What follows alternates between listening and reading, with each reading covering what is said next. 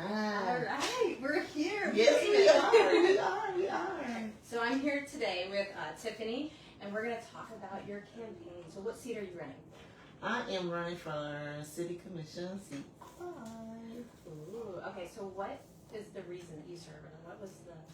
Well, I started running after the decision that the city made about the Capital City Golf Course. Of course, with the enslaved graves there. Oh, you know what? I forgot to translate. Okay. I'm so sorry.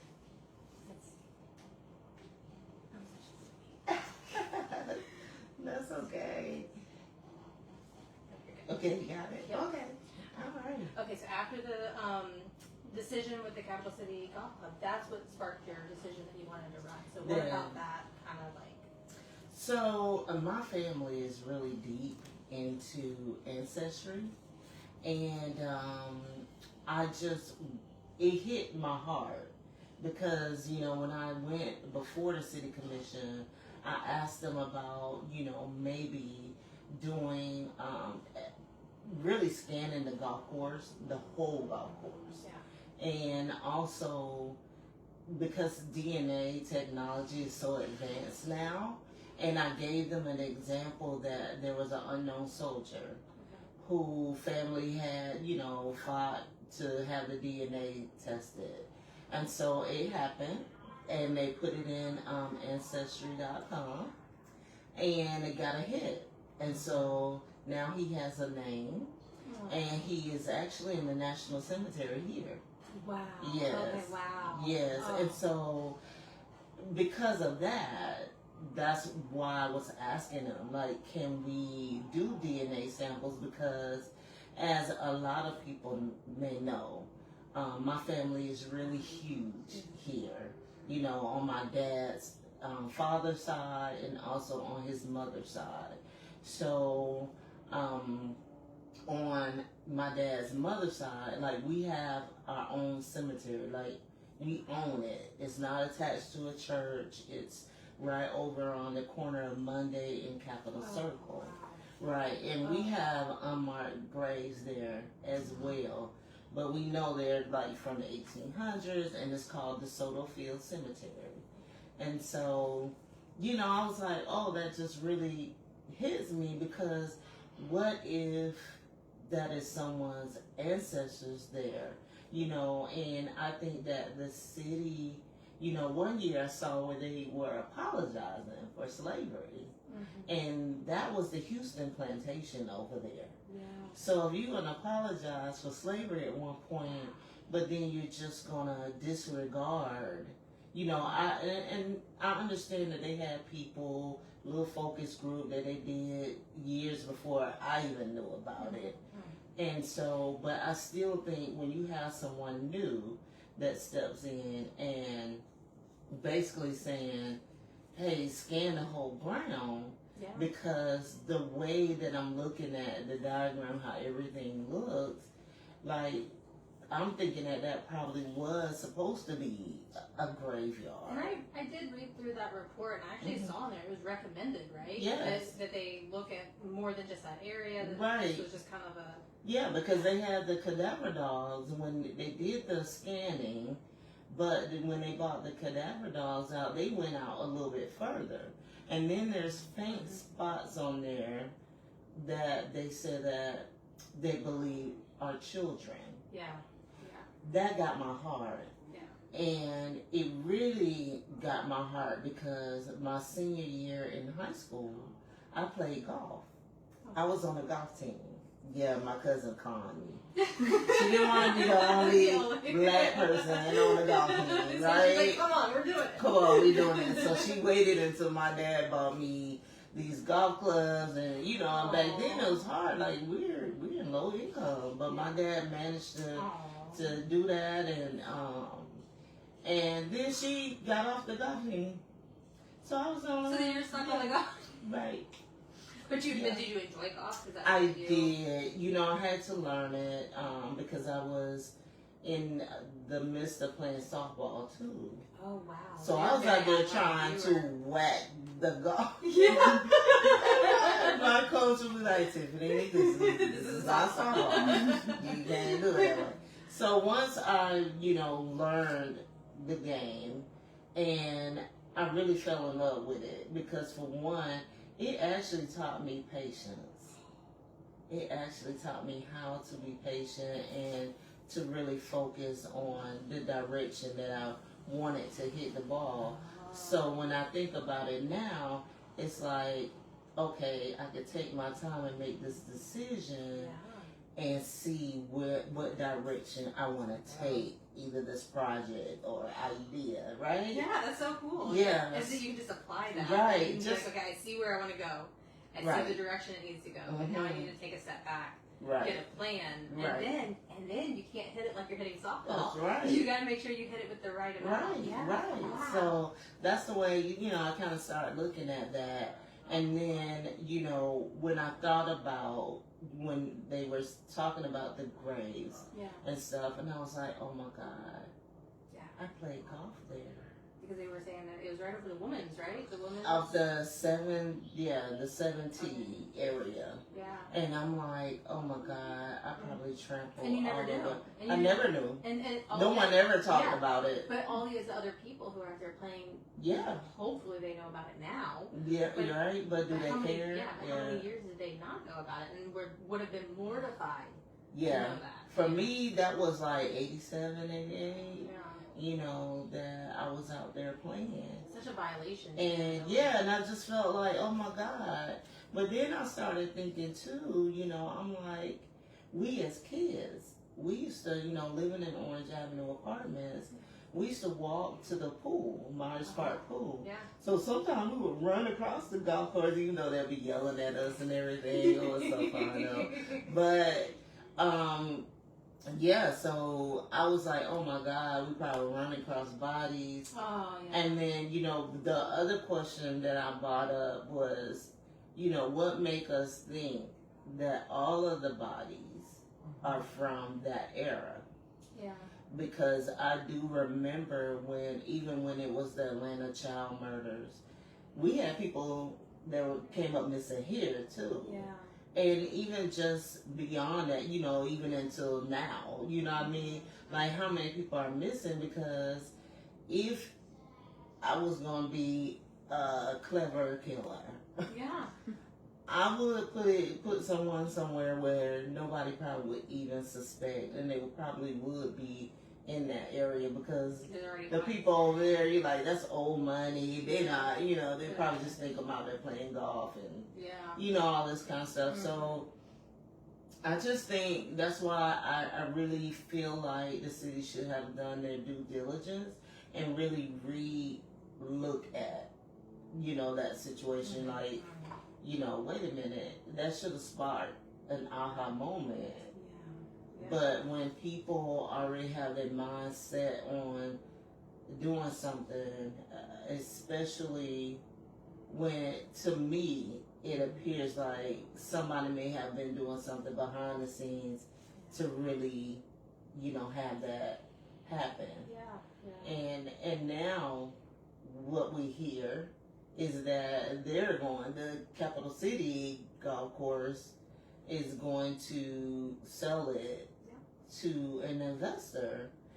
But here's the thing that bugs me about that is the way that I was trying to understand what the city manager was saying was that they knew that the city golf club, like they had to go to the bank and get this money. Yep.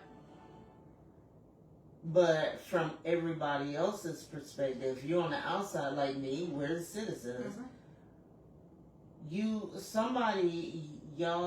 tricked us because it feels that way. Because it was a misconception Yeah. that they already had the money. Yeah. But what really raised my eyebrow when they were even discussing, about the golf course, and I believe Matlow, Commissioner Matlow asked the manager, Mr. Baggett, about, what could they do, if the city kept it, like what would need to be done, and he mentioned about something with the grass. I didn't really understand that part, but they were saying that they have to redo the green. yeah, because of it's aging or whatever, and they might have to replace it because the golf ball won't roll smooth on the green. Yeah. But however, so my question was, okay, if you need money for that, which will probably cost way less than buying the golf course, Yeah. then how does that work? Why, I mean, Yeah. I think if we all just really paid attention to that part, like, dude, you already said y'all can't really afford to pay to fix the greens, but yet you got money to. Well, and I think too, it's the price that's so low on all of these, because it's not just this property. Right. We have the teenage, we have this, and we're just seeing all these properties. We have some properties downtown that are now popping up for sale, you know. Yes. And I understand that, you know, in government there's going to be properties that they have to liquidate for this, that, or that, whatever reasons.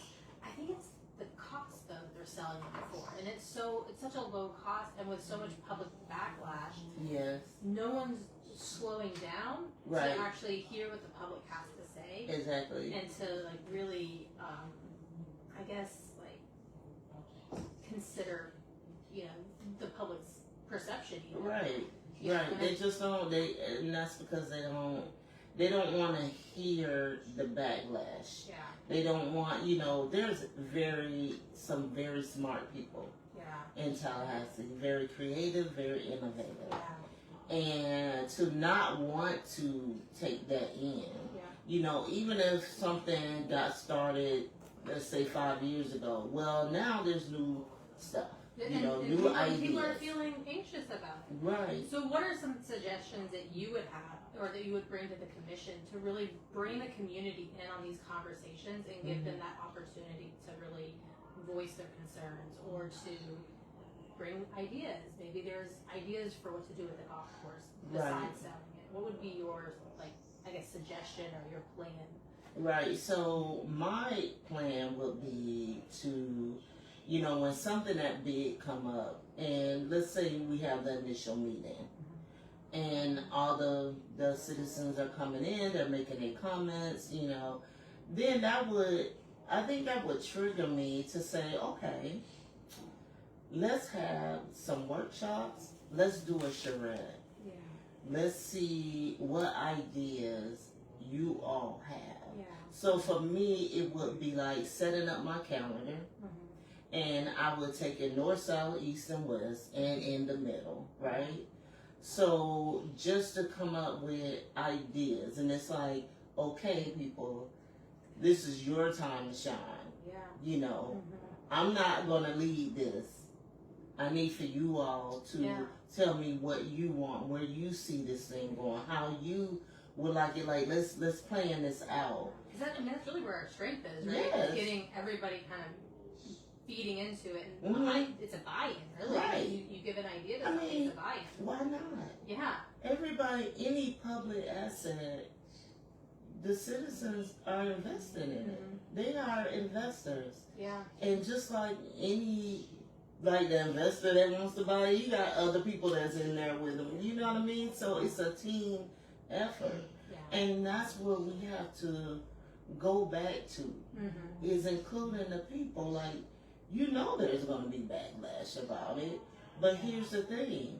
You want people to feel like they have a hand in it.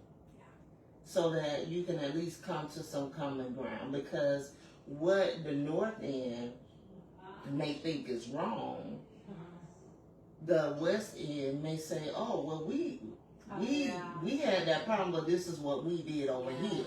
Yeah. You get what I'm saying? Yeah. Because really, when you go into the different parts of Tallahassee, you see different things. Yeah. You see different It's people. so different. Yeah.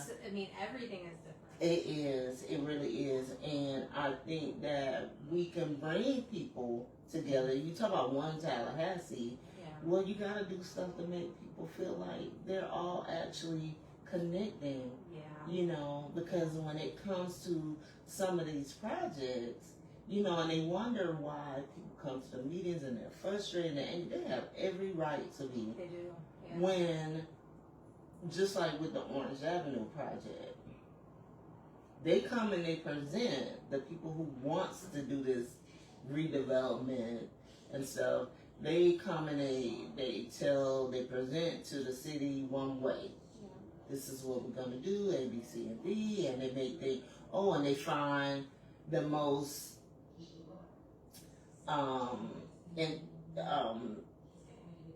I would say citizen or resident that lives there that they can kind of, okay, well, we can, you know what I mean? Yeah. So they find that person, right? Yeah. The new person. Yeah. And they put them, oh yeah, well this person or these, you know, so it's a dog and pony show. And that's what we say in the military. Yeah, so you're kind of familiar with this because you've gone through this process, seeing it play out. Yes. So, I mean, you can pick up on that anytime. Like, yes. If staff were to bring you something like yes. that, you would be like, oh, I know what's going on here. Right, and I will be the one, like, I'm nosy. Mm-hmm. I'm nosy. Yeah. So I'm going to show up to those meetings. I'm just going to pop up. You're not going to know when I come. Because I want to know what you're telling the people. Because what you're telling us when we're sitting at the bench, right?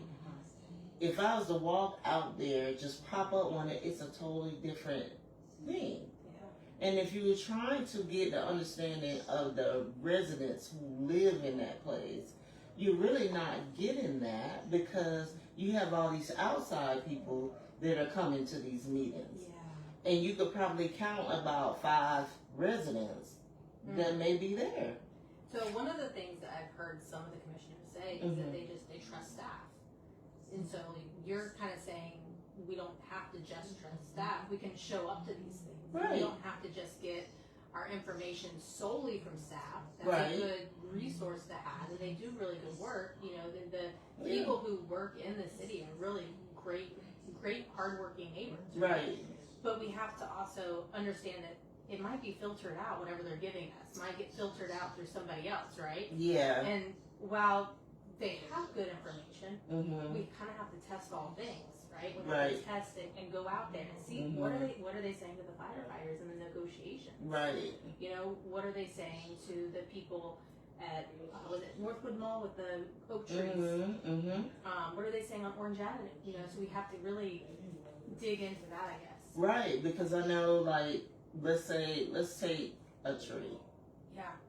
So the tree on Orange Avenue, that was where they're building the bus station on Orange Avenue, right? And that was the barbershop that used to be there and stuff. And so I had went to one of their meetings and I was like, you know, that barbershop has been like a staple, you know, and I understand y'all done finagle and got the man to go on a sale or whatever, but I think that you could have kept that there and made it like a little coffee house. Oh, yeah. You know, to blend in with the barbershop, but at the same time, because that's like, it seemed like everything that we consider as a historical landmark for local. Us, right? Yeah, that's local. Like, that's right. Like, that is a staple. Yeah. You get what I'm saying? They always want to get rid of it. And then we was like, well, the tree, the oak tree, why y'all cutting that? Is a beautiful tree, very shady, like, just was not an issue. I didn't see a problem with that. They said it was dead, that it was dying, and it was dead. But, however, when I went back to look at the tree after they done cut it down, it didn't look dead to me on the inside. It was solid. And see, now we would want to probably get from the arborist, right? Right. Wow. Yes. So I'm like, this is just crazy. This is, really crazy, what they're doing. And to trust staff is one thing. But for me, and I've never been Lord have mercy, just lost my train of thought. I've never been that person to go back and really be checking behind people. Mm-hmm. Yeah. Because, you're supposed to trust your worker, right? Mm-hmm. But sometimes when you have people coming in complaining and it's story, same story over and over, it's time to start checking. Yeah. It's time to start checking because when things aren't getting done properly and in the process that it should be done, then that's a problem for me. You know, so I would have to go and check. Yeah. So we were talking about Orange Avenue, and I actually wanted to ask you, because even in the questions we sent out, you're the only candidate who brought up Orange Avenue as like one of the contentions, right? Right. Can you give us the history on that? Because I know you have a lot of history seeped in that. Yeah, and that's so crazy. We're in my dad's house, so he is the president for the Orange Avenue United Tenant Association that started back in '71. Right, so I was 1 year old when we moved over into Orange Avenue, and it wasn't even completed at that time. Yeah, so my dad played a big part in making sure that they did certain things right, and that's how he started the Orange Avenue United Tenant Association. And how we got to Orange Avenue is because my dad came in on a voc rehab program. Wow. Yes, my dad has cerebral palsy, and he was at that time was reading like at a second grade level.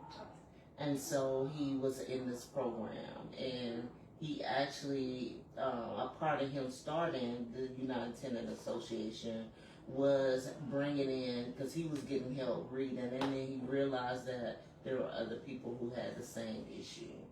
And so they started a FSU, like a reading program. I mean, over the years, you know, I decided to join the military, so I had left, and coming back, just seeing the management change and how the apartments started going down some, you know, but it was basically like as if the housing authority had become somewhat of a slumlord. Yeah, and so those apartments had started going down, right? And so they talked about redevelopment, and of course they hype it all up, and you have all these different charrettes, and they have all these, put all these designs on the wall and say, okay, how would y'all like the place to look? And you know, you're playing a part. It was just checking off boxes basically, because nobody picked the design that they got up there now. A lot of people were asking, can they rehab the apartments? Just gut them out and even if you had to cut down, like, to make the apartment bigger, maybe if it was a 3-bedroom, maybe make it a 2-bedroom, right? Yeah. They said that it would cost too much money to do that. So it was like, okay, it's going to cost too much money to do that, but you're gonna tear it down, and then what? I mean, logically, it sounds like rehabbing would be. It will be better, but they claimed it was the pipes, and mainly they said the main pipe that comes down Country Club Drive. That was the main pipe that they said was an issue, but as I monitored them when they were doing the construction, Country Club have not been dug up. Yeah. So it's like, okay, so obviously the pipe was okay, I guess, you know. And I'm not a plumber. Right. So I know that there's more nuance to it. Yes. But that's not on the property. It's in the street. Country Club Drive isn't on the property. Right. It divides the property, actually. Okay. Because there's two sides to the property. Okay. But it actually comes straight down the middle. They didn't even. No. Oh. No. And then the other question was, what's going to happen with the community center? Because it actually was rededicated to my dad because of all his 50 years of volunteer work for the community. And the biggest thing is that my dad loved kids being able to have after school programs and different things like that, because he didn't have that when he was coming up, right? Yeah. So he wants to give them something. Right. And then we even mentioned how about turning it into like a historical, almost like a museum, or it could be a community center, but put our history there. Because, I mean, we were the kids that had our buses taken away from us. Oh, really? Because they said that we were within the 2 miles to walk to Hartsville. So they tried to push us down to Leonard Weston, which was down the street. But when we got down there, we couldn't fit it. It was overcrowded. Wow.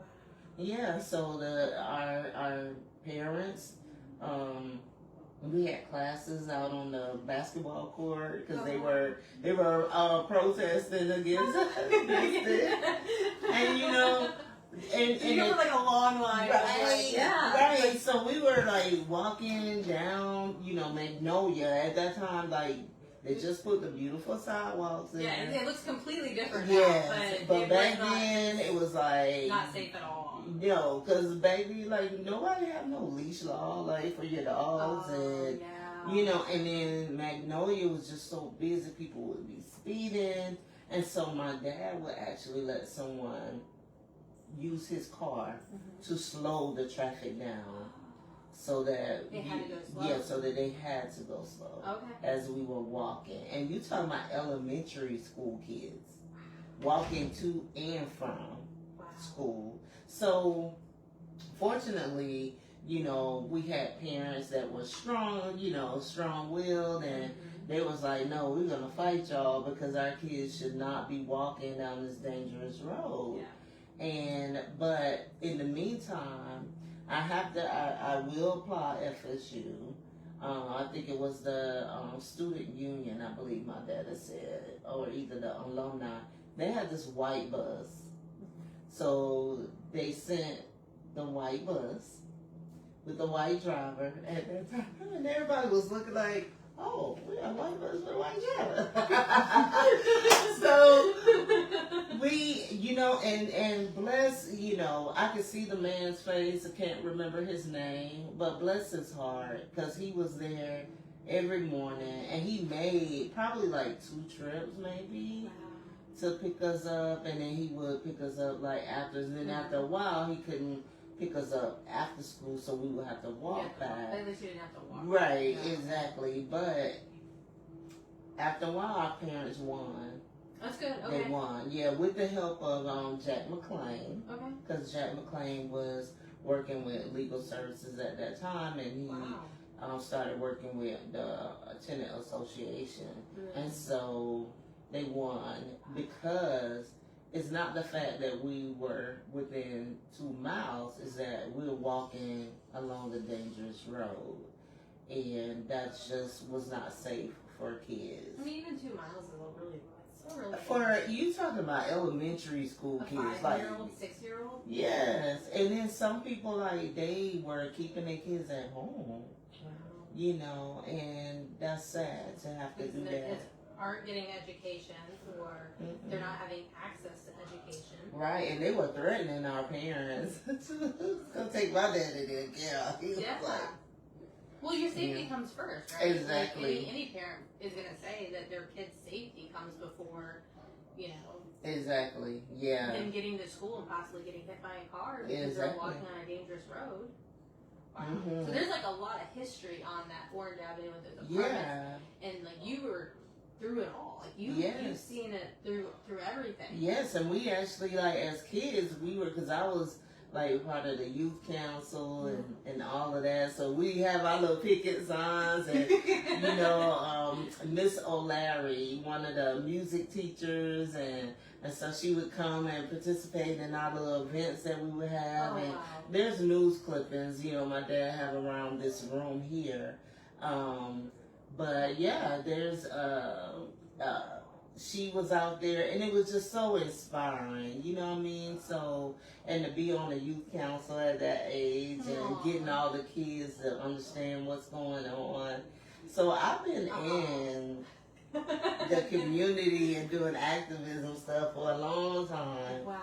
Yeah. That's so cool. So my dad made sure, because he wanted us to appreciate where we live and to understand that some people don't have your best interests at heart. Oh, that's a good lesson. Yeah, and to always stand up for what you believe in.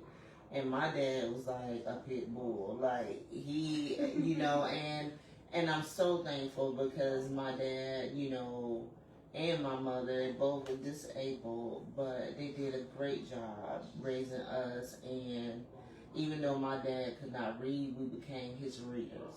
And thank God he was such a sponge, so he could take in all of that information. I'm telling you, we would be reading the agendas, we would read all the policies, hood policies, like Wow. So every you've day. been reading this from a young Yeah, age too. from So a- you're very used to the way that the agendas are written. Yep. You're very used. Wow. Yeah, that's how I learned. I was like, I'm tired. As you get older as a teenager, I'm like, I'm tired of reading this stuff. You know what I mean? But as his business started flourishing, then he had the staff and everything. So, he had other people helping him and stuff. But a lot of people thought that my dad could read, and they didn't think that he was, disabled until he, taught, because he did have somewhat of a speech impediment at that time. So it was just, we made it. Yeah, you did. We made it. We made the best of it, and the kids were exposed to things that they never been exposed to. Like when we go down to Panama City as a field trip, and that was just the best. Especially for some kids, like my dad would take us all the time, but for other kids, they never got that opportunity until my dad took them out. Yeah, there's a lot of kids that live this close to the ocean, Right. and they've never seen it. Never seen it. And Yeah. it's like when they do see it, it's like seeing this vast Right. water. It's just Mhm. unimaginable. You could never even imagine. Right. And he brought that to Yes. them. Like he was able to take them to it so they Right. could see it, because we are so close. Yes, yes. And Oh. then to go camping, going camping for the weekend or whatever. A lot of those kids did not have that opportunity, in their own homes. So my dad became almost like the godfather of the neighborhood in a sense. People listened, and the management at that time did not play when it came to, you had to watch your kids. You were responsible for your kids tearing up stuff in the neighborhood. And so things became, you respect that as a kid, right? Yeah. And then you had all the people that would come through, and they would be selling all the fresh vegetables. And we had what we call the snack truck. This one couple that would come and park every day, pretty much, except for Sunday, I would think. But they sold all kinds of stuff. We'd be so happy we get out of school, like, oh, go to the snack truck. So what was your favorite snack? It was Now and Yes. Okay. That was a good choice. Now and Later is like, oh man, that watermelon, or the cherry. And then they start coming out with the two flavors. The orange one. Did you? Yeah. No. No. But and not just from like a candy perspective, but like in the neighborhood, we had our own little snack ladies, or we would say the frozen cup lady, because they were made the Kool-Aid, and they were freezers. Some people call them honey drippers or whatever, depending on where you're from. That's where they know the names. But oh my God, we were like, oh, we're going to miss this person's house because she has the best. She got the pink lemonade, and it'd be all the gooey syrup at the top or whatever. Like it was just crazy. Yeah, it was a real community. Yeah, it sounds like it. And that's where hence the name South City, because we were just like our own little city within a city. You get what I'm saying? So how? It sounds like you have so much experience in the community. Yeah. Like, what are your ideas to bring that into like the greater Tallahassee, right? Because I feel like it is really disjointed, right? We have all these, but like, is there a way to kind of bring everybody together into like one? I mean, we can still keep our communities, but into kind of like this like shared community of people getting to see. Oh, you have you have a snack truck down there? Right, Like, right, yeah, like, you know, getting the to milkman comes through here, like, Yeah. yeah, and the bookmobile, like, Yeah. all of those things used to come and set up in the community. Yeah. You know what I mean? And you have the men that would drive around on the pickup truck, and they have so much fruit and vegetables on the back, it's like, weighted down, but you're like, hey, you run across. But those are the best fruit and It's vegetables. the I'm telling best. you. It's the best. Like, where are those people? Yeah, like, you can't get that in the grocery store. Exactly. Like, And that's the boiled what we peanuts need. and Oh my god, yes. Like, and somebody's probably selling boiled peanuts out their house and Yeah, things see? like that. So it was just, I think for me, like I said, it's just going out into the communities and having these meetings and say, how can we get back to basics? How can we, it's got to start with, the families with the young kids, and how can we start grooming them to be community oriented? Like, how can we get these youth councils and get them out to these community events, right? Right. Get them into the community, and then also get them to like talk to each other. Cause I think Exactly. So often it's like you go to these events, but then you're just there with your family. Right. How do we get them to really outreach and like interact with Exactly. each other? We have to, I think sometimes that we have to look at the kids. And right now, we don't have social media. You know what I mean? So, Lord, help if we did. Oh my goodness. If the walls could talk. Right. So I think that we could tap into what the kids know now and see how we can spend that. You get what I'm saying? Yeah. So a lot of kids like they're already doing social media. Mm-hmm. Some of them are already doing graphic designs and already, they're doing all this stuff. So why don't we tap into that and say, hey, why don't we have our own community network, news network or local, community podcast, and you let the kids run it. That way they have something to do. Yeah. Let the kids hey kids, what do you all want to do? So would this be like a partnership with maybe the schools, like with the different It schools? could would be. It be just like a or it really don't even have to be attached to the school. It's the community in itself.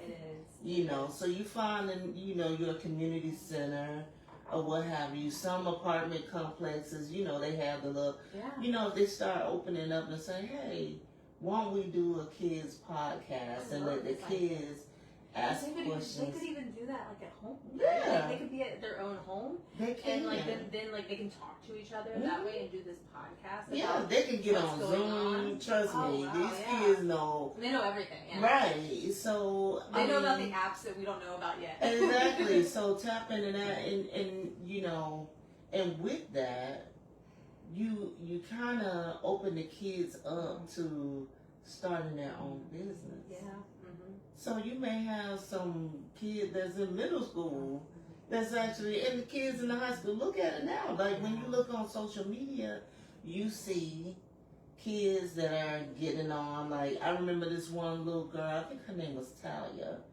and she started doing makeup. Oh. She was so good. Yeah. She was so good. I think she had cancer. And she was so good. Oh my goodness. I mean, and even when I think about it now, like, Beyonce's daughter, Blue. Yeah. I think she's been doing her grandma's makeup. And, so we need to tap into the children's stuff and build off of that. Because kids, look at it like this. If you ever had like a talent show, a fashion show, or anything, the kids bring the people out. So while the kids can bring the parents and the grown-ups out because they want to come see the kids do cute stuff, then that's when you can start plugging in like, hey parents, this is what we need to pull our communities together. The kids are the kids are the ticket.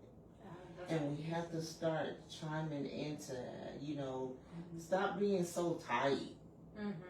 Yeah. And, because you want to give kids things to do because that's why, you want to see why the crime rate is up, like why kids are getting killed and all this kind of stuff.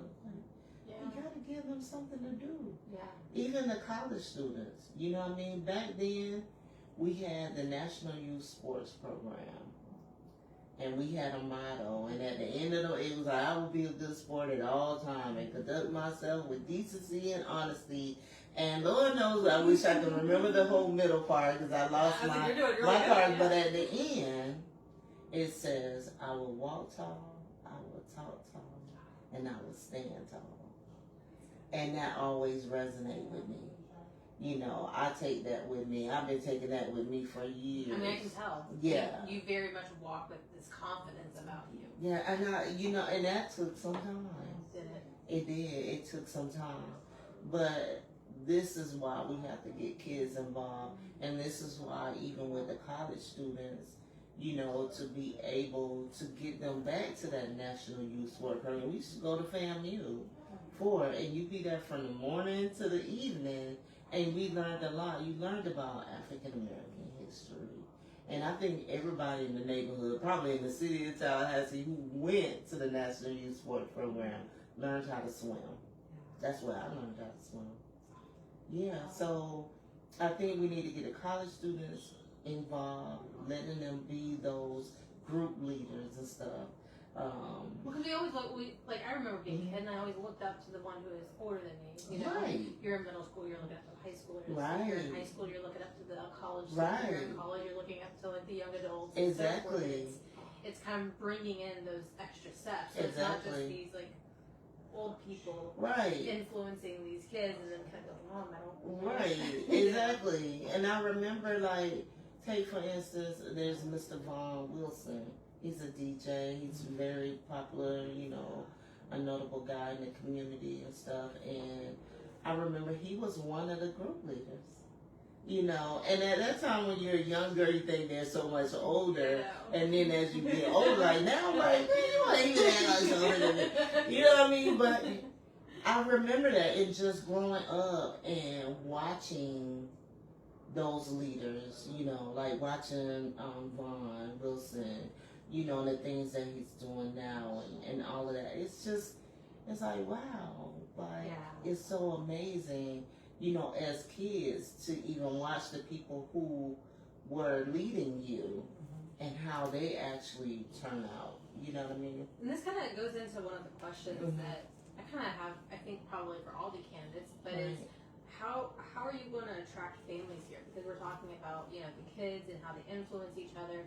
And you hear it all the time in the commission meetings, you hear it in the school board meetings about getting more kids into the community, more families to come and then to stay here.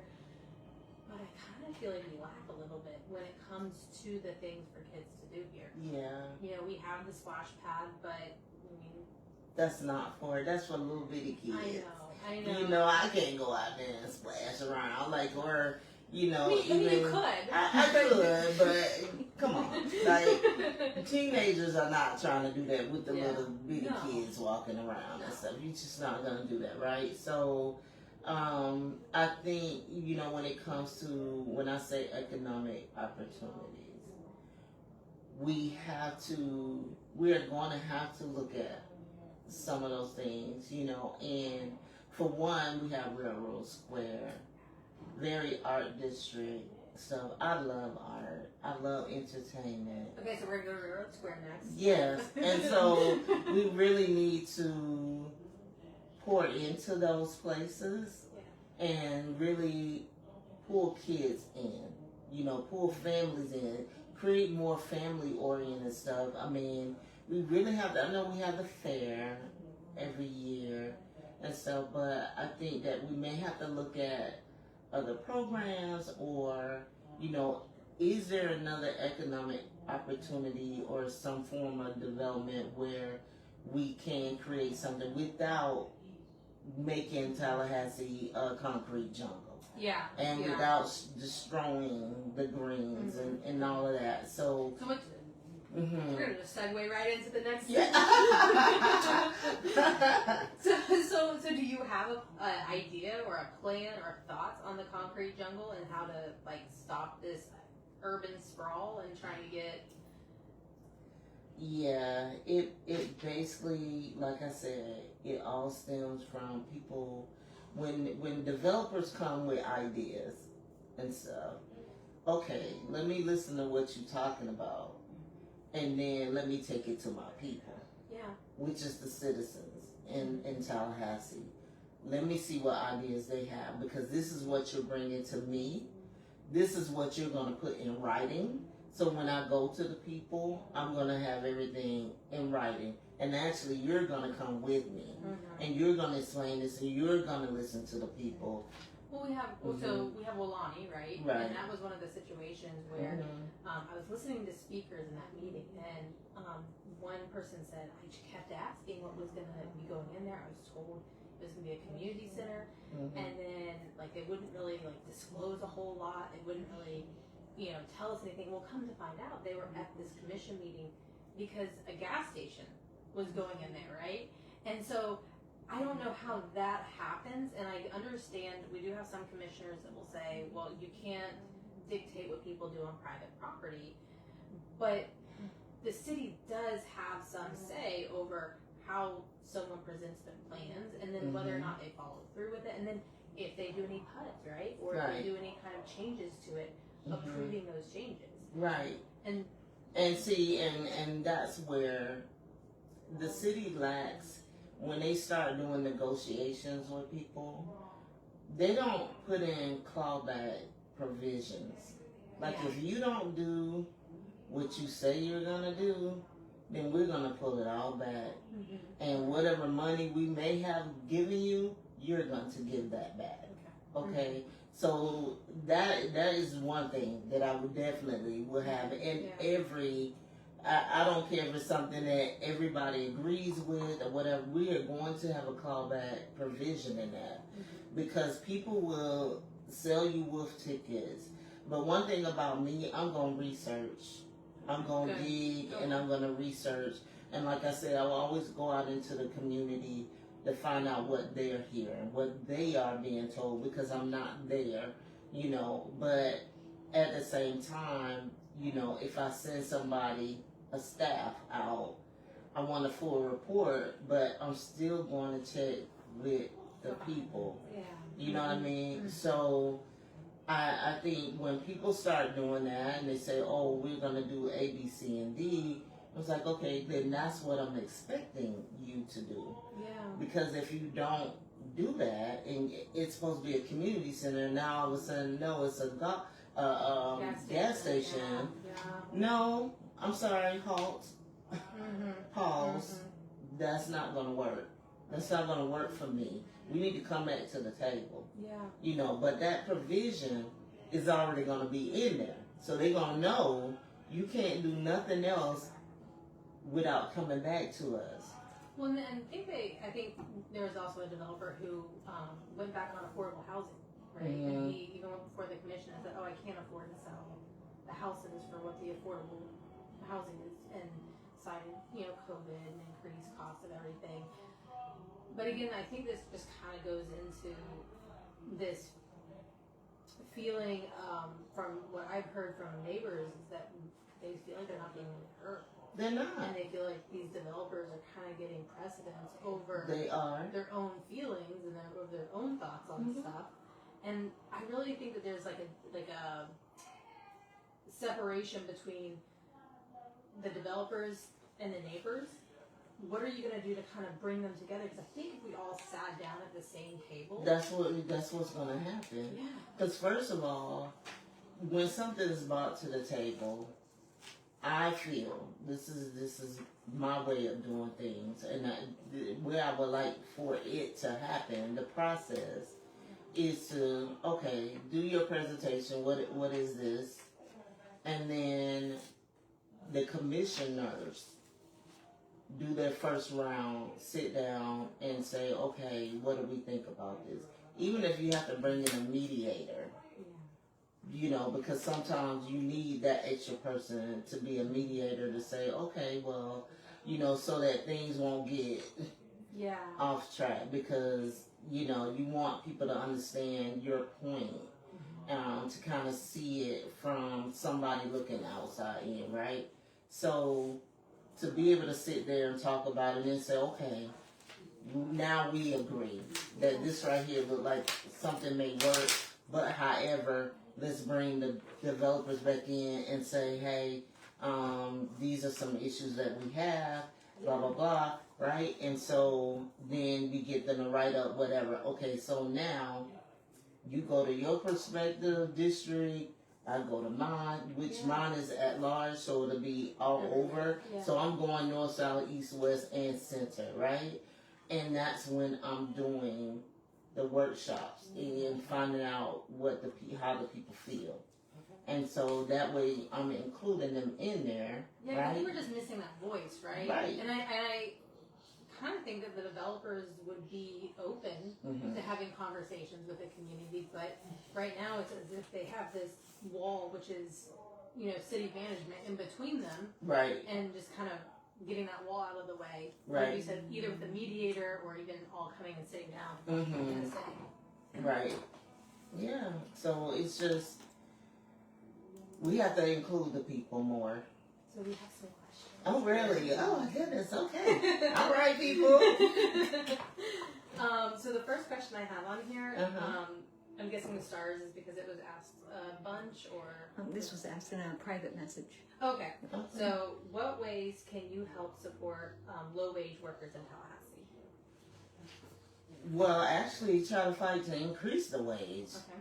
I mean, because right now they need a livable wage, so I would say basically speaking out about increasing the minimum wage. Nobody should be making less than $15 an hour. Even people at McDonald's, because you see what folks have to deal with, and then not only that, there is so much the rent. Yeah. The rent has gone up. The housing. I cannot believe the rent cost. Oh my goodness! Like they're running like 1,200 and up. I know. And up. And the 1,200 is for a small area. Yes, it is. Okay. Anyways, I'm distracting from the wage. It's fine. So the thing is to we have to look at and say our fight would be the wages aren't matching with the rent, or even someone who wants to buy a house. Like it's ridiculous. Like the market is not a buyer's market right now, and it truly isn't a renter's market either. But however, what I think needs to happen, how people say that that folks are gas gouging. I think people are rent gouging. Yeah. So we have to look at that. Yeah. We have to look and see what is going on here, and why is it that over here in this area is costing more than what somebody would pay on the north end or whatever. Like you got people renting Killarn, and they paying same amount as these people down here that's living off of, let's say, Saxon Street somewhere. Like, how does that make sense? Right. And that actually goes into one of the other questions that I had, which is, so do you believe that you would back a tenant union as a solution for the disenfranchisement and displacement? Absolutely. Really, if you look at the Orange Avenue United Tenant Association, that's what they do. I was going to ask you, that's what it is. Tenants have rights. And we should. That's what we really should push for. Is tenants having rights, and if they want to form a union. I'm a union member. I've been a union member since 2006. So I'm still a member of the AFGE, which is the American Federation of Government Employees. Even as a retiree, I chose to stay being a union member because I believe, and that's part of with the wages, they should be paid more. They need livable wages, and you wonder why there are people end up being homeless and different things like that, because the rent is way too much. It is. It is too much, and for them to still be getting paid $10 and $12 an hour and stuff like that, you know, we need an increase in wages, and we have to literally fight that. You know, we have to fight that because times are changing, and people deserve to live within the means. You know, but they can't. Well, because I mean, with the cost of the housing and the rent, it's more than, I think it's supposed to be 30% of your income is HUD, according to HUD, affordable housing is 30% of an income. Yeah. Now, and that is where I would like to get with HUD and ask them, how does that apply to everybody, right? Because my 30%, because of what I make, definitely is going to be higher. So how do we create a housing complex that, you know, you have some, so basically it's like every housing complex is going to have to be dependent upon income. Tiered maybe? Yeah, like based on income. Yeah. If you make this, you know, we have to look at your income and say, okay, well, you pay 30%. Mm-hmm. And so that way, if we have developers coming in and said, okay, affordable housing, we're going to do affordable housing, and we have to stop people, developers, for using that as a means of being able to develop and getting discounts and you know, all that kind of stuff, and be able to get these grants and stuff because they said it's going to be affordable housing. Well, I need for you to tell me what that affordable housing looks like. I mean, is it, because right. I think I've heard 250,000. I think I've heard that number thrown out at one point for affordable housing, but 250,000 is not affordable to most people. That's not. It's not affordable for most people, especially when they're not even making $15 an hour. Yeah. They're not making the money, you know, for it. So. And then the rent, if someone were to buy that and rent it out, they're not going to rent it out for an affordable price because they want to be able to cover the rent and then if they have a mortgage. Yeah. Yeah, because most people, if they're flipping the houses now, you know, they're buying houses for, you know, let's say even right now, at the least 300,000. Yeah. You know, so imagine what that mortgage is going to look like because you have to add in property tax and insurance and all of that. So you're looking at somebody who may have a mortgage about $1,700. So guess what they're going to charge that rent? $2,400. Right, and so a family who's just trying to get by can't even afford that. Yeah. They can't afford that. So, you know. Well, and then going into the renters' rights, you know, you have, and you touched on it a little bit with like the slum boards and just making sure that we're getting in there. I think where was that place? With they had the water issues, and the county stepped in and brought them bottled water. It was actually within the city limits, right? And so, you know, what would you do as a commissioner in that situation? You have an area that isn't receiving water currently. It's not on the city side, it's on the landowner side. How would you step in, or how would you direct staff, I guess, to step in and help mediate that? Because these people went like a week or two without having water. I mean, the first thing we need to find out who the owner is, you know, and find out what's going on. Why, you know, if there's code enforcement, we need to get in there and find out, like, what do we need to do? In some cases, we need to, I think that this city really needs to have an emergency plan. That would be a good idea. For people like, you know, and the reason why I say that, because I think about the people who lived in Terra Lake apartments, and it wasn't their fault they had to move. It's because of the owner and the management there, right? They had missing steps, and I mean, it was horrible. Very nice complex. I think the city could have took it over and cleaned it up, and that would have definitely been some affordable housing. But I think we need to create an emergency plan for when things like this happen, so that we will be able to, if we need to shift people, move people into different places, Well, we I mean, need to have a plan. The county looked great, right? Yeah. The county came out and they had the water and they were able to Yeah. provide the pop-up showers and like, Right. And just think about it.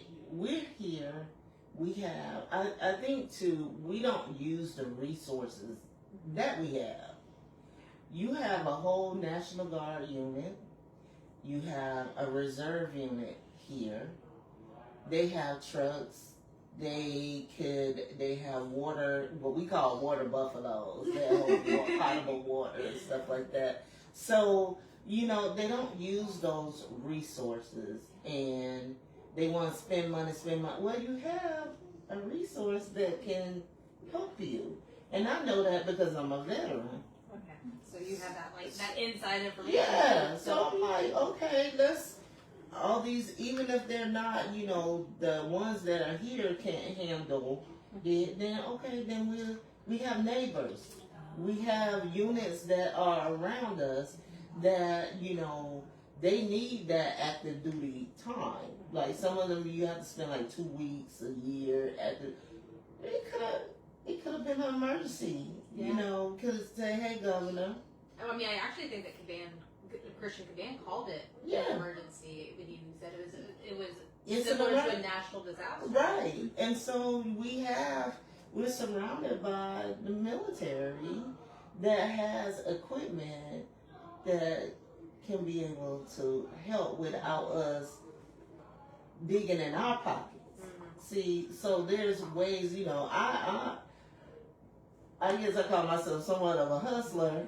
So I'm not trying to spend the people's money if I have a department, the resources here that can actually help, which will help them, because that would give them credit. They just activate them on active duty and say, okay, we're going to help these people.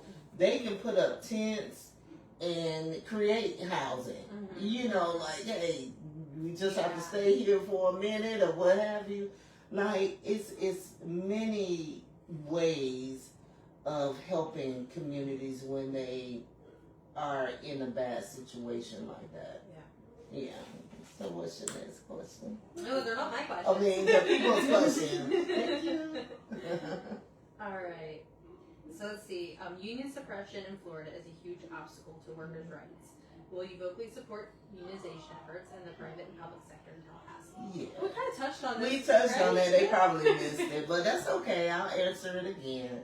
So yes, so for everyone out there, just to let you know, I am a union member, and I'm very active, and I have been a union member since 2006. So I very much so absolutely support the union. And you know what? The union, some of the employees or business owners may think of the union as a bad thing, but even with me, when I was on active duty, so I had civilians who worked for me, and they fell under the union. And for me, I had my union book. That was my Bible. Even though as an active duty member, I can be in the union, right? So, and even some supervisors, they can't be in the union. Civilian supervisors can't be in the union. So, it taught me the union laws and rules, and it made me more open to, okay, if I'm going to take, for instance, one thing. If you are a supervisor and you have this employee, and this employee comes, they're supposed to come in at 7:30, but they end up coming at 8 o'clock. And it's consistently, they come in at 8, and you're like, oh, okay, well, they're giving you all the excuses, and you're just that manager to just keep letting them do it. Because the owner of the company may not have no idea what's going on, but the manager is letting this person do it. So guess what? So now you're like telling this person, hey, you need to come in at 7:30 at your time. Well, they have been doing it for so long. Now they have a case to fight you and say, no, I've been coming in this time for months. and nobody's ever made me change that. And so now you want to make me come in at 7:30 now? So they actually reset their start time. That's why it's good if you learn it. Then you know, okay, if this person, because they used to say, oh, it's so hard to fire government employees. Not when you're not lazy. If you're not lazy enough to do the paperwork and to do the proper process, right? Then you know how to, okay, document, you warn, you document, you retrain. That is the key. You retrain, and then, you start fresh. If they keep coming in, okay, well, how about we move your time to this? If you can. But if you know that union book as a supervisor, if you're an owner of, a business, and you bring in union members to do training and things like that, I think it'll be a better understanding of how the union works. And not all union employees get away with certain things either. But at the same time, it is a safe haven, and it also, as a supervisor, like, I may not see what this lead is not doing for the employee. So I would want them to have that safe haven to cover them if they say, no, this person didn't do what they're supposed to do as far as being that lead or that supervisor. So it protects the company as well. And it opens the eye of the executives to know, like, what's going on in your organization. Right. So I would highly encourage people. I think Costco said something like, well, if the employees are wanting to unionize, then we've done something wrong. Like, we need to work. You need to work it, right. And so when people wanted to unionize, they said, oh, we're doing something wrong. Right.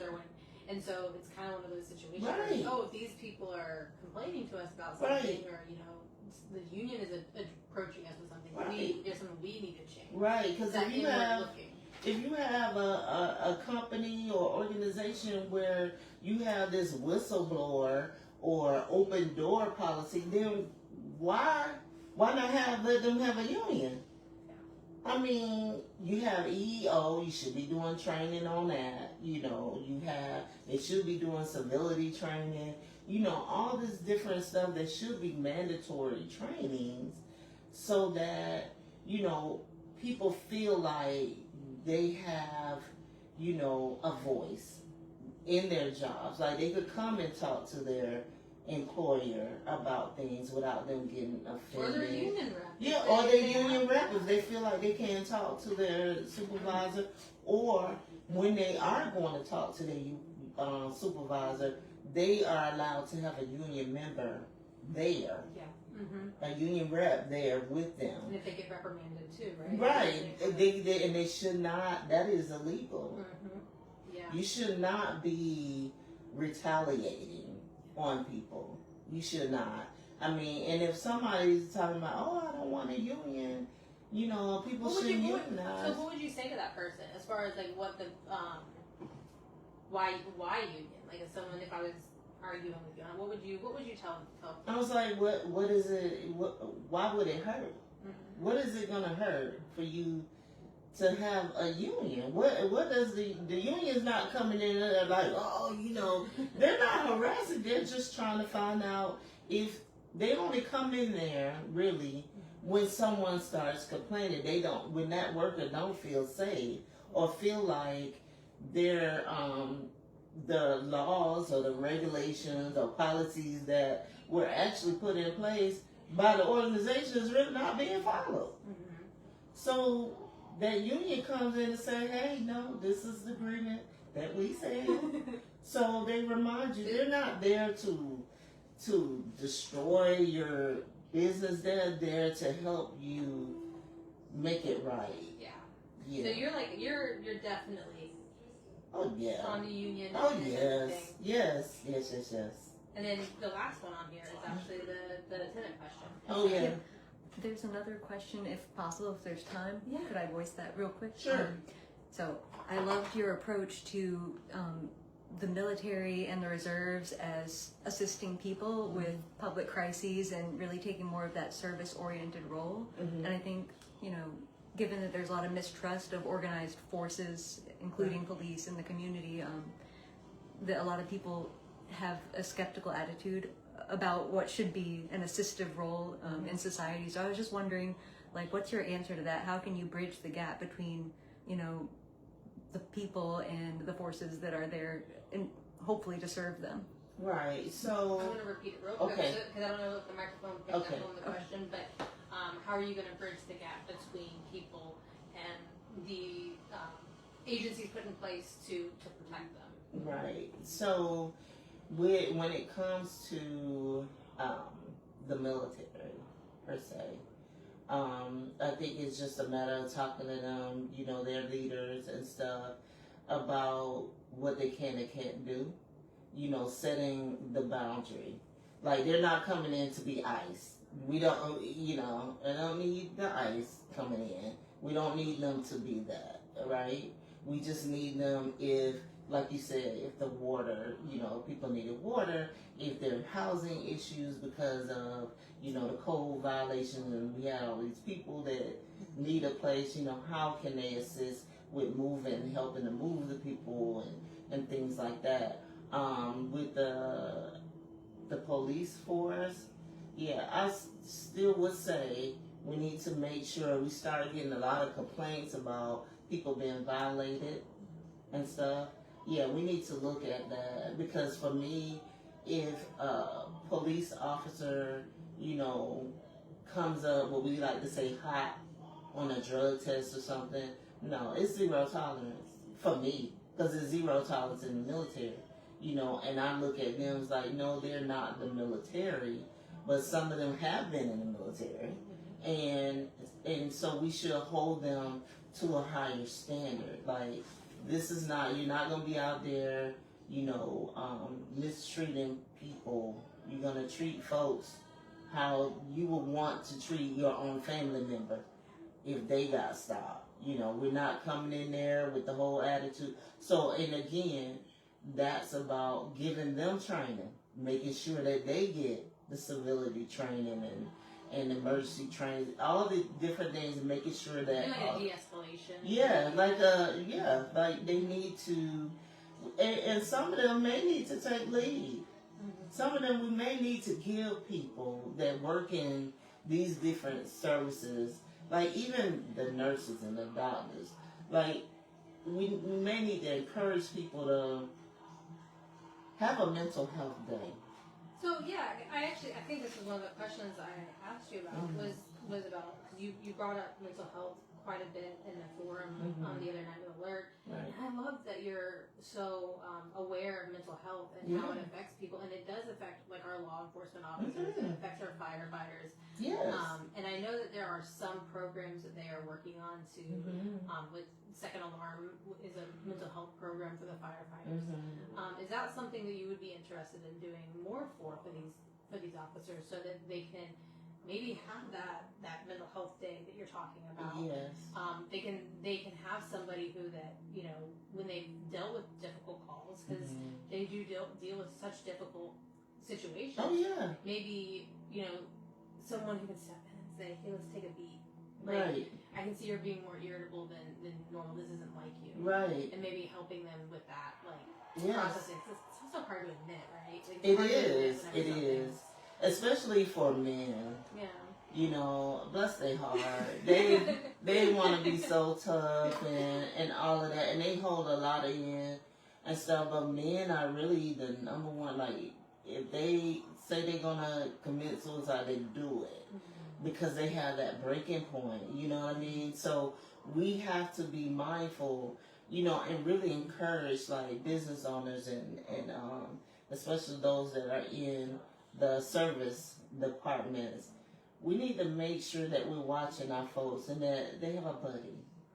It's kind of like I relate everything back to the military. I was right? going to ask you. I was going to I say. do. Right, Like we need this buddy thing going on. Because it works. Me and one of my friends, we do an accountability meeting.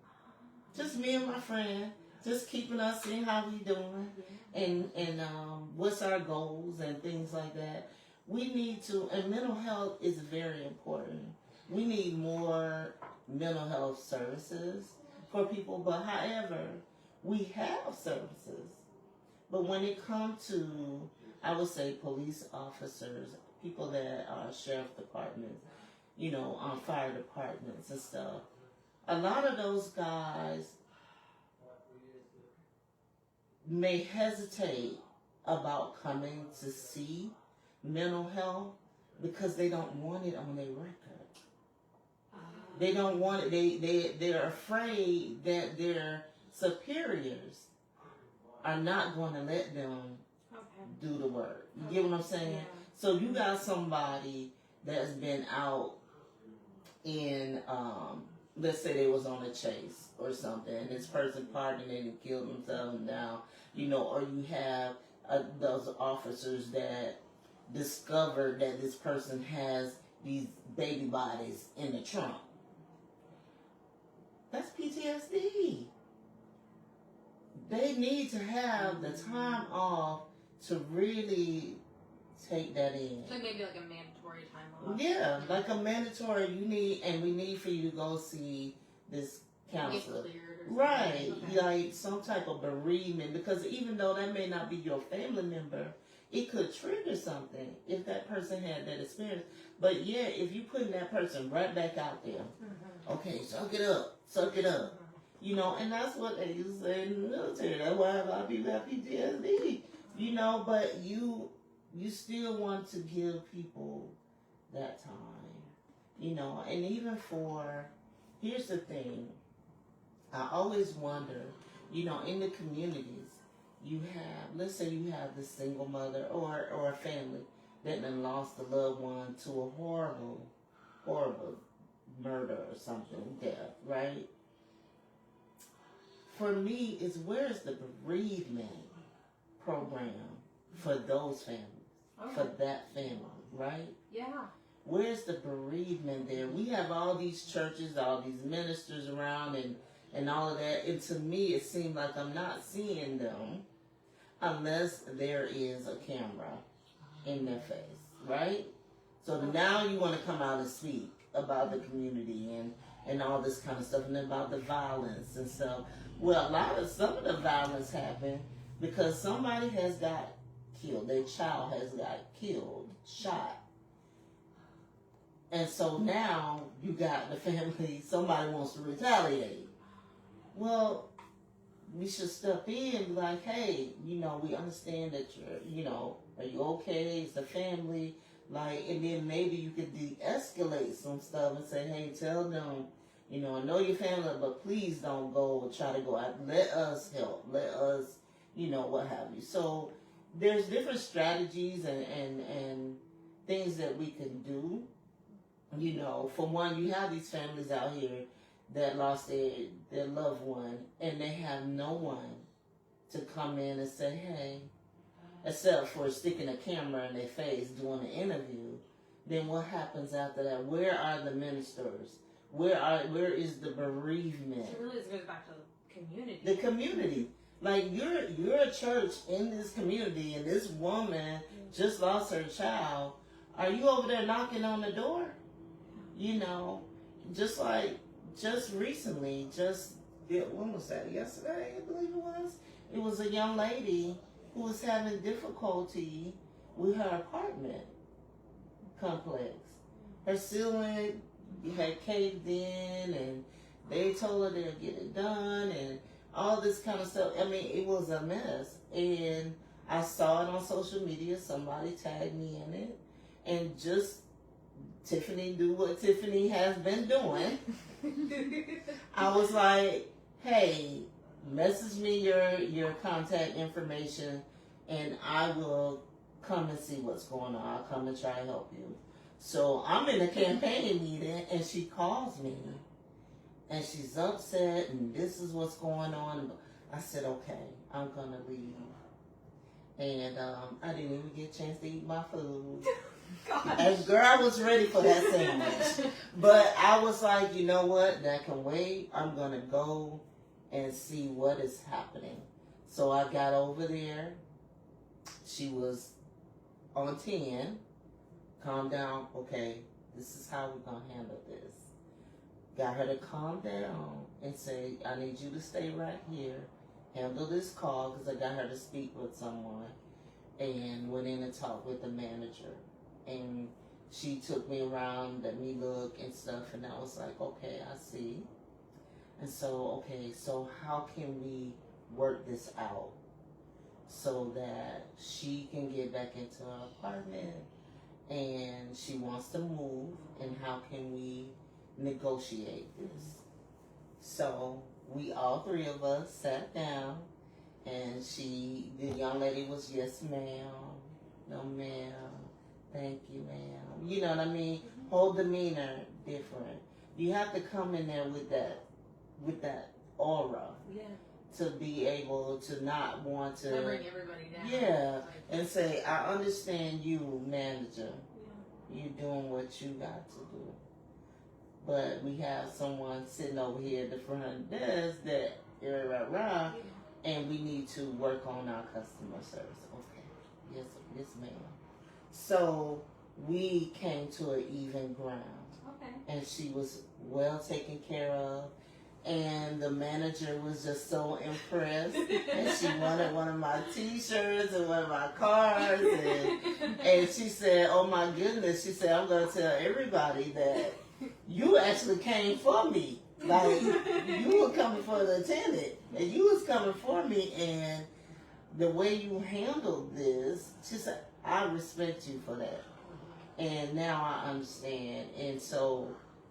Now the young lady is good to go. So that's how we have to be. So do you think that skill you'll be able to translate over to like the business community, the chamber, and over to the environmentalist groups, and over just to all just different types of areas in the city? Are you going to be able to translate that or transfer that is the hope. Negotiation or that mediation mentality? Yes, that is the hope. If they are open. And see, here's the thing, is getting people to be open to new stuff and approaching it in a way that you're not being like you're a peer. You know what I mean? Sometimes you have to come down on somebody's level and be able to say, well, what do you think? How can we handle this? Because that's how I went to that manager. Well, how can we handle this? Now, I'm not a city commissioner. Yeah. But I came in there as a responsible adult that just want to look out for this young lady who was clearly upset, and you can understand why she's upset, and I can understand what they were dealing with as well. So how can we come to a common ground? And that's the approach that I would take with any organization. First of all, I need to be in your shoes. So that means that if I'm going to the environmental people, then I need to put my jeans on, my tennis shoes. Yeah. Right. I need to step in and, okay, show me what y'all do. Because I'm not going to say that I'm the subject matter expert for everything. There's some stuff that I want to learn, and that's what being a good leader is being open to understand like how these people operate. So even if it's to go into a business office at the city, I don't work in that department, but I'm hearing a lot of complaints. So let me go over here and hang out for a day. Y'all show me what you do. Is that so hard? Yeah. It's not. Yeah. It's not hard. I mean, I've been doing that. I did it in the military, and I can do it now. I've been doing it now already. So, that's what it's all about, is being able to kick off. I love kicking off the heels and putting on some tennis shoes. And okay, y'all show me, because I'm eager to learn what happens in your department, how it works, how, from not just from the executive standpoint. I want to come down here to the young lady or the young man at the desk. I want to know what you do. What's your job description? Okay, well, your job description says this, but why are you doing this? I mean, I know they say other duties assigned, but that only goes so far now. So I understand that. I've been working it too long, and I actually, I worked for Goodwill at one time with the residential department. Most people don't even know that Goodwill had a residential department. I didn't know either until I got over there on Ross Road and had to basically pretty much learn some of that stuff. But I knew when I saw some of the files and stuff, this stuff wasn't right. So I had to read again, dig into the HUD policies and read it and say, oh, okay. So when I found out that I can have a mandatory meeting, I can do that. So guess what? I'm going to give you enough notice. We're going to have a mandatory meeting. And that's what has to happen when you talk about low-income complexes. It's time for them to start hiring people who are going to follow the HUD regulations and stop being so light, right? You have to make sure that the tenants understand that when I come around to do an inspection, you cannot lock these room doors. Yeah. Okay? So, and grooming people into learning that and bring them into an orientation. You get new people in, do an orientation, let them know about tenant rights, let them know how the lease works, and all that kind of, let them know the house rules, what we are not going to tolerate. And you stand by that, and you say you only get 3 warnings, and we can put you out. So you have to be clear, and if you care about the place where you live and the place where you're managing, even in the work environment, if you care about your job, you need to make sure when new people are coming in, and even people that's been there for a long time, you need to say, hey, things are changing, and this is what's happening, and this is what we expect of you. But for me, you need to also know what that person does, right? Mm-hmm. Because if that person has to leave, you as a supervisor need to be able to step in. Or find someone to replace them. Or find somebody to replace. Yeah. But if you don't have nobody to replace, now that don't mean go grab Miss Jones from over here that's doing the job. But she's ready for it. She'll be fine. And you're going to pile this extra work on her. No, that's not fair. You need to step in and help as well. You're not too above that you can't step down and help. Look at your slogan, right? Boots on the ground. Boots on the ground. Every time I read your slogan, I'm thinking, oh man, she's out there. She's talking about she's going to be lacing up her boots. Yeah. She's going out there. Yes, T for tally. T has always been for tally. Yeah, so, I'm always going to be representative of the people. It's always, the people are going to be, they're always in my heart. So I'm always going to look out for the people, and I want people to be open enough to be able to sit down and listen to, even ideas that are coming from, on the other side.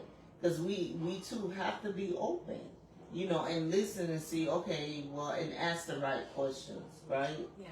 And I know that we all come in, we'll be angry and stuff like that. But sometimes we have to, we let people be angry, but at the same time, it's like, okay, now you got all that out? You good? Okay, now you tell me what you want to see, what needs to happen. So how can we negotiate this, right? But that's about being an inclusive. Everybody kind of having that ability to voice what they need, but then also listen to what someone else has to say. They might like it. Right. And then if we get the creative juices in there. Right. Because we're all human. Yeah. The city commission, they're human. Mm-hmm. They're human. Mm-hmm. And, we don't like, decisions that are being made. And that's only because it's not looking right. And it's consistently. Yeah. It's the impact on the community. Right. It's the community's feeling that lack of trust. Exactly. So I'm going to give maybe 5 more minutes if anyone wants to submit any questions. I'm not seeing anything. Okay. All right. So we'll give about 5 more minutes, and then we'll go ahead and I'll let you get on with your evening. I know I've monopolized most of your time. It's okay. I just, for those people who don't know me, I hope through this live that they have a sense of who I am. And please know that I have been this way since I was young. I mean, the only thing I got better at is being confident in myself, in my skin. Because I had a hard time when I was growing up. People, would call me not so nice names because of my complexion. And so, and I've told that story of how I tried to use, bleaching creams and bleach Clorox. Yes, because of, how people would, call me all these awful, colorful names. And it was sad because it was people who looked like me that did that, right? So, and then, running for office now, when I first came out, and, I'm sure you noticed the picture in there of me and Kobe, Mm-hmm. and I actually AI'd my hair off because I was like, I don't have a good picture to say so, but I want them to know that I'm bald. So when I did that, I know one comment, the guy said, oh, she used AI, I was like, yeah, for my hair, I did. I removed that hair out because I wanted y'all to see me or who I am. But people were judging because I was bald. And I was like, oh my God, like that is so crazy. But I'm sure you hear the worst of it I hear from a lot of people on different campaigns, like y'all are getting so many comments. It is. It's the questions of, especially me and running for seat 5 because of the incumbent. Yeah. And so I get the questions of why, a sister running against a sister, and, why, someone black gonna run against someone else black, or do you like this person or not? And it has absolutely nothing to do with any of that. Nothing. This is a job, a position is open. I feel like that I am better for the job. I feel like that I can do a great job, in that position. And I know that I don't like some of the outcomes that I've seen, especially when you're standing behind the podium for 3 minutes trying to explain it's not enough fight. So, after seeing decision after decision, been going by the wayside and see after that, it's like they're having to backpedal some or whatever. And I'm like, no, those decisions should not have been made without the people. The people are second thought. They're not a part of the process. They're like an afterthought. And, and that's the same with the golf course. It was not you was not transparent in that, because there's no way we should find out that these people had to go get a loan from the bank in order to pay us for the golf course that is actually lowballed anyway. And they were only paying $1 a year. $1 a year, just like TMH. TMH is paying $1 a year. So here's the question, and I want everybody to think about this. You got homework. Yes, everybody, think about this. So TMH was paying the city $1 a year, right? The country club was paying the city $1 a year, right? The city decided that they would take the offer from the golf course people directly from them, right? TMH, once they found out that the city was gonna sell the TMH, our public asset, they asked, could they buy it? You follow me? Mm-hmm. So what is the difference between the city selling the golf course directly to the country club versus them selling it directly to TMH who wanted to buy it. Because people have mentioned about Florida State or FAMU taking over, you know, being at the golf course. Why didn't they sell that to them? Mm-hmm. But they sold this TMH to FSU, who's going to lease it back to TMH for what? For how much? So, and FSU, so, and here's the other thing to think about. If you are the person that says that you reject, oh, no, I reject anti-DEI. But yet, you hand over our public asset to the very people who are under anti-DEI already. Because they are a part of the Florida Board of Governors. Yeah. What? That does not make any sense to me. Yeah, and you know, and I think the thing is too, we could have a research hospital. We can. We could have a partnership like we were doing. We were already working towards that. We Right. already had that. We actually already had a agreement for that. Right. So what changed and why did that agreement suddenly fall through? You know why it changed?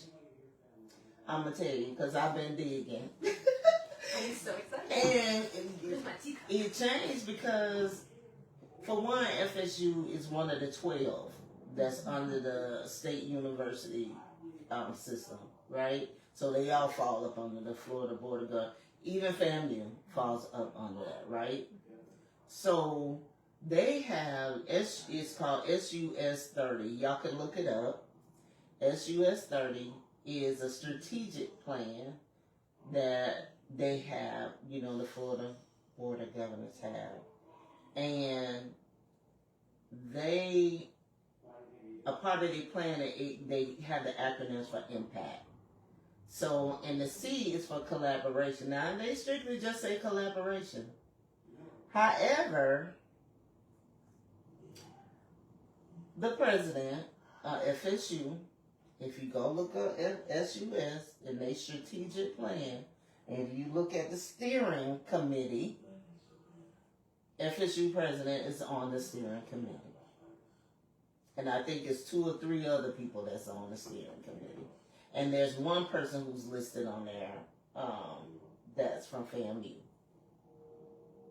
So when I heard them talk about the board and how there was just, you know, people were questioning, well, why are they just going to let one FAMU person be on there? I guarantee you it probably will be that one FAMU person who's on the steering committee. I guarantee you that board would consist of the people who are on that steering committee. We have to do our research, people. I want everybody, go look at the SUS 30. You could pull it up. I just linked them to the PDF. You did? Okay, good. Thank you. It will show you everything. You will see that the president of FSU is on that steering committee. And that's why they actually had to get approval from the Florida Board of Governors to even do this. And the Florida Board of Governors wasn't going to take it. They know that they wasn't going to approve it if they had any type of debt or something that was attached to it. That's why they don't have a fair market value. That's why they didn't get no fair market value. That's how they're getting around the system, because they say that it's intergovernmental government purchase. But all the government, I'm having hot flashes. I'm sorry, y'all. You're fine. So what happened to the bid process? Like the people who, what about other companies? If you're not going to sell it directly to TMH, which I understand why, if you did for the golf course, why didn't you do that for TMH? They were already collaborating with FSU. Yeah. FSU is building a research center on their grounds. Yeah. So the question is, so since they're building that building on our grounds, because don't we own the land? Are they including that in that price?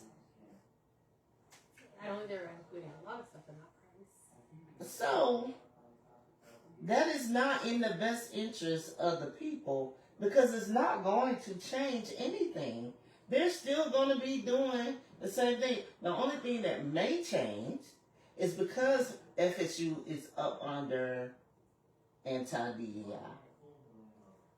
Now, TMH may have to change some of the stuff that they do. So that's where the MOU comes in. So what are they going to have to change? And if TMH don't agree with that MOU, they ain't going to have no deal anyway. What are they going to do? They're not going to be able to take the deal. They can't do it. So what happens? We're back at square one, right? So, my thing was, if it was me, okay, TMH in their letter, they said you don't have to give up your public asset. Okay, cool. I won't have to give it up. So how are we going to all work together? How are we going to make sure that we bring in, we have FSU, we may have some FAMU, TSC, and Lively. Yeah. Lively has a medical program. Mm-hmm. We need to bring them in too. They be forgetting about Polo. Lively is a college now. It's a technical college.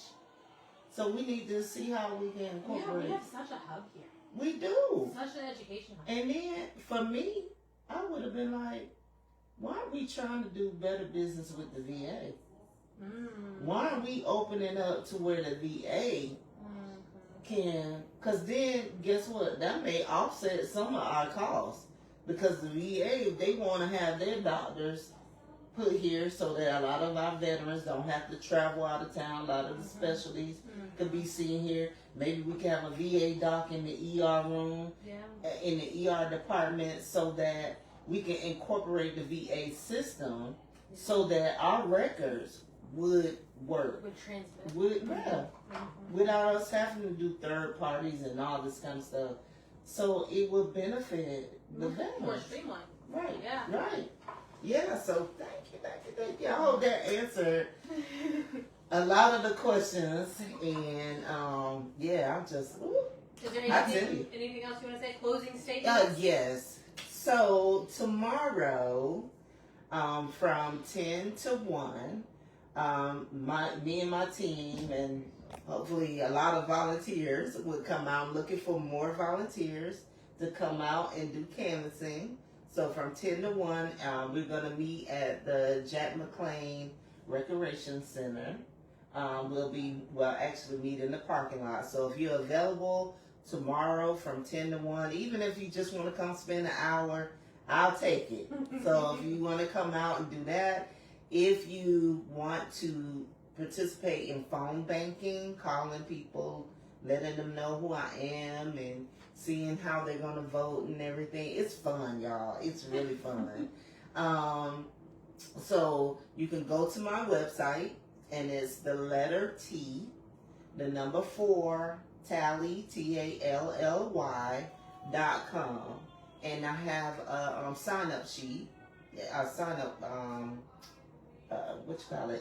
volunteer form on there that you can fill out. Please fill that out. And if you sign up, please show up. I would love to meet each and every one of you in person and answer any of your questions as volunteers. If you have questions, I will be there for you. I'm always and you are so out easy there to talk to. Awesome. Yeah. You are so easy to talk to. I love people. Great conversation. I love people, and so I really do hope that people will come and join my team, volunteer for me, and you don't have to be in Tallahassee to phone bank. You could be any location. Just sign up on the form, and we could send you a link. Yeah. So, yeah. All right. Well, thank you.